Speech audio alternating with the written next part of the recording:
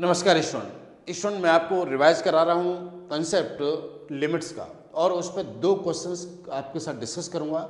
Limits के topics को हम बहुत अच्छी तरह से पहले कर चुके हैं। यदि आप उसको देखना चाहते हैं तो नीचे डिस्क्रिप्शन में लिंक है कि लिमिट क्या होती है, लिमिट कितने तरह की होती है। ठीक है, ये सारी बातें डिस्कस की जा चुकी हैं।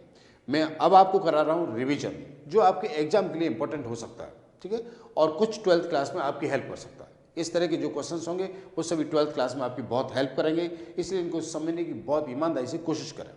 चलिए सर, एक क्वेश्चन आपके पास यहाँ ये है कि आपको लिमिट फाइंड आउट करनी है कि जब के h अप्रोच टू 0 है और यहाँ root x plus h minus root x upon h है।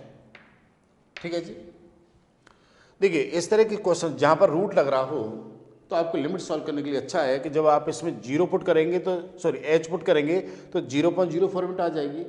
इस 0/0 फॉर्मेट हटाने के लिए सबसे अच्छा तरीका होता है जब रूट लग रहा हो तो आप इसे रेशनलाइज करते हैं। ठीक है ना, तो आप क्या कर सकते हैं, आप यहाँ पर कर सकते हैं h approach 0 root x plus h minus root x upon h, ये नंबर है। ठीक है, और देखिए यहाँ पर रेशनलाइज करने का मतलब है कि x plus h plus root x upon x plus h plus root x से मल्टीप्लाई करें। ठीक है, अब आप इसे सॉल्व करेंगे तो देखिए एक बार यहाँ पर ऐड हो रहा है, सेपरेट हो रहा है और यहाँ पर ऐड हो रहा है, तो क्या हो जाएगा a माइनस बी और a प्लस बी मीन्स इसका स्क्वायर माइनस इसका स्क्वायर आ जाएगा। तो ऊपर आ जाएगा h अप्रोच 0 LT, ये आ जाएगा x plus h minus x, नीचे क्या रहेगा h रहेगा और ब्रैकेट में रहेगा x प्लस एच और प्लस रूट एक्स।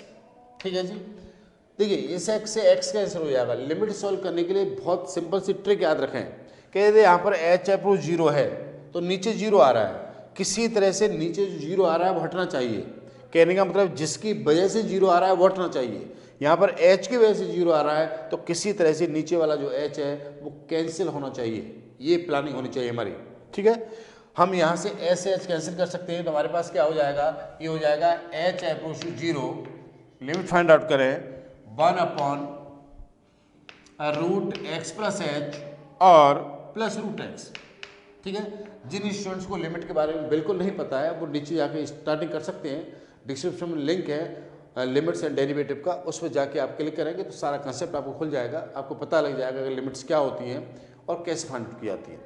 अब देखिए यहाँ पर h अप्रोच 0 है, यहाँ पर अप्रोचेबल वैल्यू पुट करिए। यहाँ पर अप्रोचेबल पुट करने का मतलब है कि यहाँ पर 0 पुट कर देंगे h की जगह तो लिमिट निकल के आ जाएगी, ये रूट एक्स हो जाएगा और ये भी रूट एक्स हो जाएगा। यहाँ 0 पुट करने पर सॉल्व करेंगे तो 1/2 रूट एक्स आ जाएगा।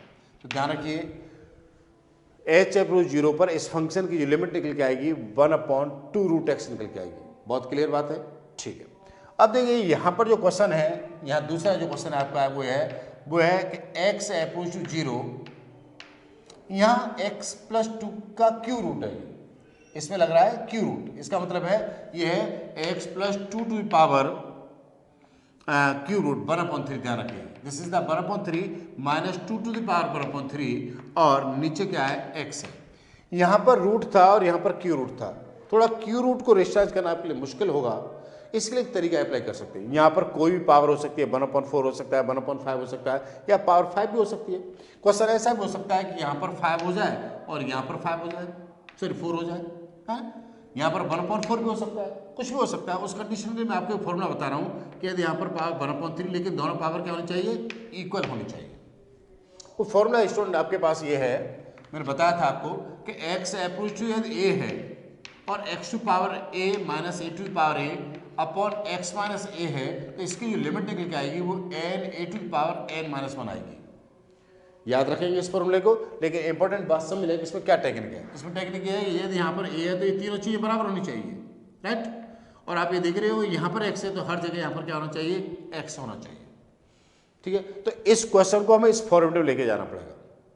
देखिए यहाँ पर x प्लस 2 है तो यहाँ पर तो x है, तो हम इसे लिख सकते हैं x प्लस 2 अप्रोच टू 2, दोनों तरफ हमने 2 क्या कर दिया, ऐड कर दिया, इसमें कोई प्रॉब्लम नहीं। यहाँ पर भी 2 ऐड करा, इधर भी 2 ऐड कर दिया और यहाँ पर क्या हो गया x प्लस 2 टू पावर 1/2 रहा और माइनस का यहाँ 2 की पावर 1/3 रहा, सो 1/3 रहा यहाँ पर, और नीचे क्या करा हमने कि x प्लस 2 करा और माइनस का 2 कर दिया।